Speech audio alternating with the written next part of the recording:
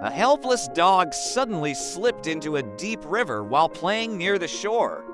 The cold current kept pulling him farther away as he struggled to stay above water. His tiny movements became weaker every second, and the people nearby feared he was losing all his strength.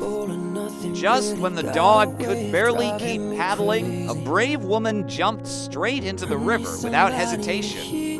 She swam through the strong water, reached the fragile dog, and carried him safely back to shore.